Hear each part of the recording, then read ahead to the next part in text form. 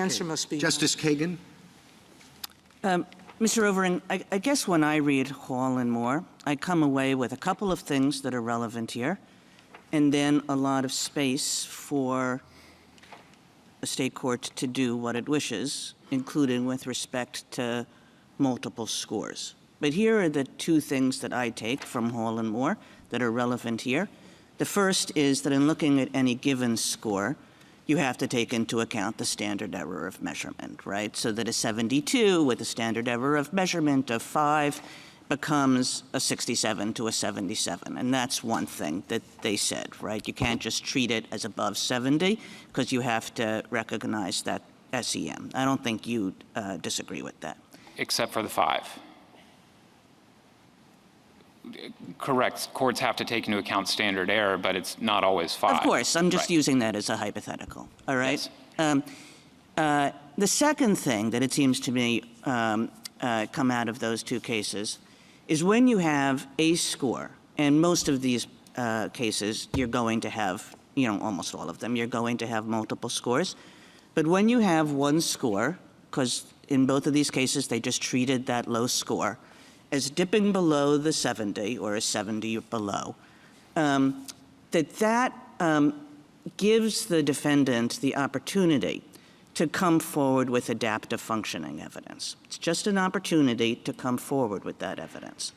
Now, at that point, and this is true of a state that does the whole thing holistically, it's also true of a state that breaks it up into prongs.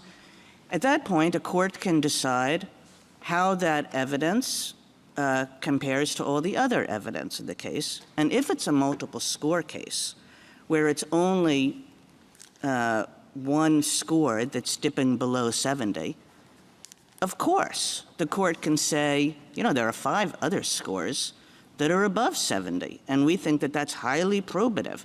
So, it's very nice that he had the chance to come in with adaptive evidence, but that's not going to play in our analysis because we look at all the scores and the scores alone do it for us. I think a court is definitely allowed to say that after Hall and Moore, as long as they've given a person the opportunity to come in with adaptive evidence. But they're also allowed to take into account that there are a lot of scores that suggest that the person is not intellectually disabled.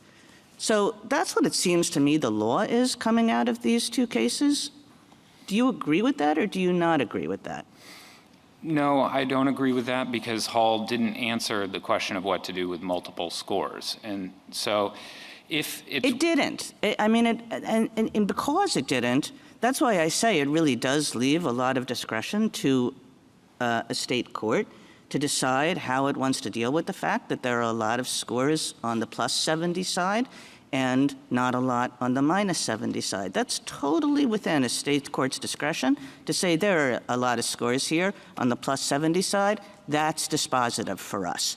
As long as they've given a person, this is the only requirement, it seems to me, that comes out of Hall and Moore.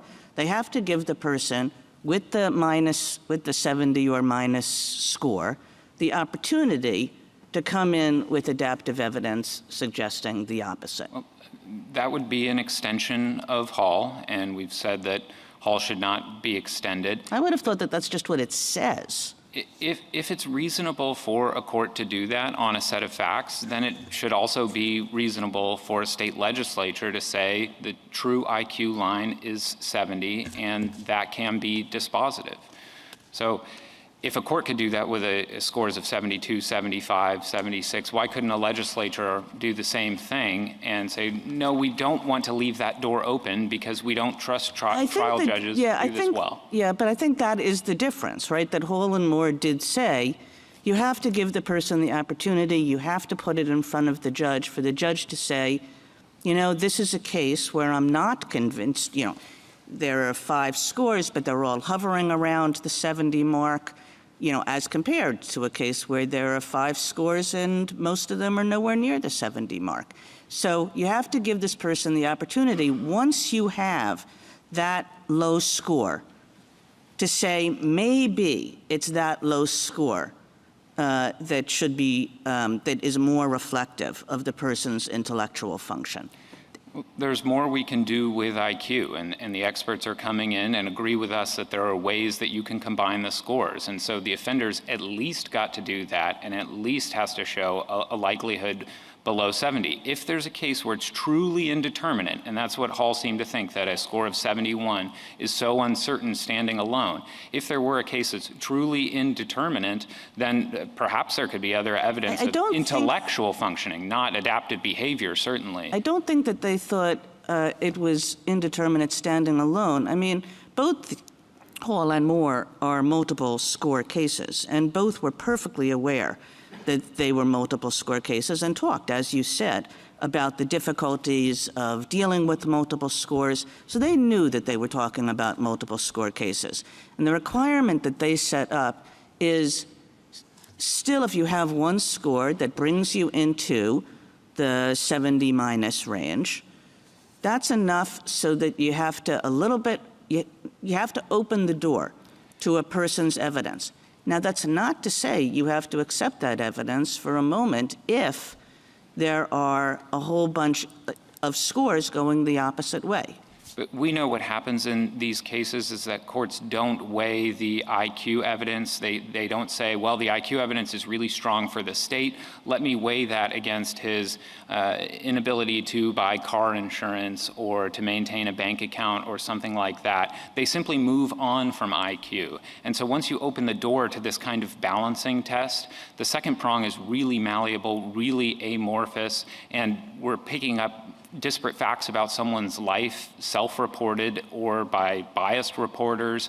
And so that evidence is not disciplining the inquiry. It's not adding more rigor to figuring out what the intelligence is.